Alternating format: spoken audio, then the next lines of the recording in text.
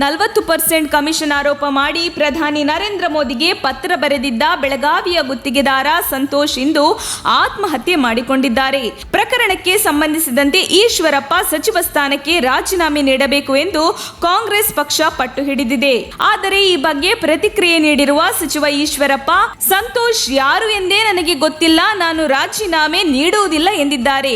ಮೈಸೂರಿನಲ್ಲಿ ಸುದ್ದಿಗಾರರೊಂದಿಗೆ ಮಾತನಾಡಿದ ಸಚಿವ ಕೆಎಸ್ ಈಶ್ವರಪ್ಪ, ಇದರಲ್ಲಿ ನನ್ನ ಪಾತ್ರ ಇಲ್ಲ, ಆತ ಯಾರೆಂಬುದೇ ನನಗೆ ಗೊತ್ತಿಲ್ಲ ಎಂದರು. ಆತ ನಮ್ಮ ಇಲಾಖೆಯ ಮೇಲೆ ಆರೋಪ ಮಾಡಿದ್ದ. ಈ ವಿಚಾರವಾಗಿ ನಾವು ನ್ಯಾಯಾಲಯದಲ್ಲಿ ಪ್ರಕರಣ ದಾಖಲು ಮಾಡಿದ್ದೇವೆ.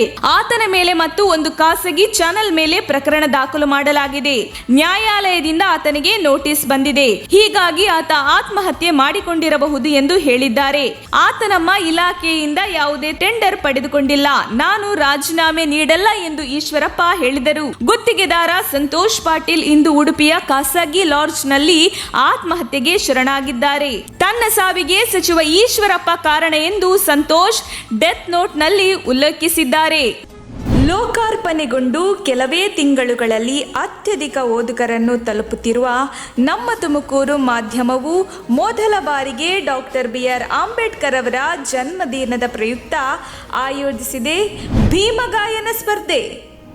10 ವರ್ಷದ ಒಳಗಿನ ಮಕ್ಕಳಿಗೆ ಈ ಸಂಗೀತ ಸ್ಪರ್ಧೆಯನ್ನು ಏರ್ಪಡಿಸಲಾಗಿದ್ದು, ಮಕ್ಕಳು ಡಾಕ್ಟರ್ ಬಿ.ಆರ್. ಅಂಬೇಡ್ಕರ್ ಅವರ ಹಾಡನ್ನು ಹಾಡಿ ಮೊಬೈಲ್ನಲ್ಲಿ ಚಿತ್ರೀಕರಿಸಿ ಹೆಸರು ವಿಳಾಸದೊಂದಿಗೆ 9164942910 ಈ ನಂಬರಿಗೆ ವಾಟ್ಸಪ್ ಮಾಡಿ.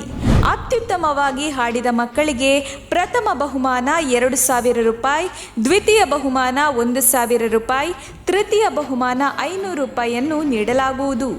ಉತ್ತಮವಾಗಿ ಹಾಡಿದ ಮಕ್ಕಳ ವಿಡಿಯೋಗಳನ್ನು ನಮ್ಮ ತುಮಕೂರು ಚಾನೆಲ್ನಲ್ಲಿ ಪ್ರಸಾರ ಮಾಡಿ ಪ್ರೋತ್ಸಾಹಿಸಲಾಗುವುದು. ಏಪ್ರಿಲ್ 13 ಸಂಜೆ 3 ಗಂಟೆಯ ಒಳಗೆ ವಿಡಿಯೋವನ್ನು ಕಳುಹಿಸತಕ್ಕದ್ದು. ಹಾಡು 5 ನಿಮಿಷದ ಒಳಗೆ ಇರಬೇಕು. ಹಾಡನ್ನು ಸ್ವತಃ ಮಗುವೇ ಹಾಡಿರಬೇಕು. ಭೀಮ ಜಯಂತಿಯಂದು ಭೀಮಗಾಯನ ಸ್ಪರ್ಧೆ.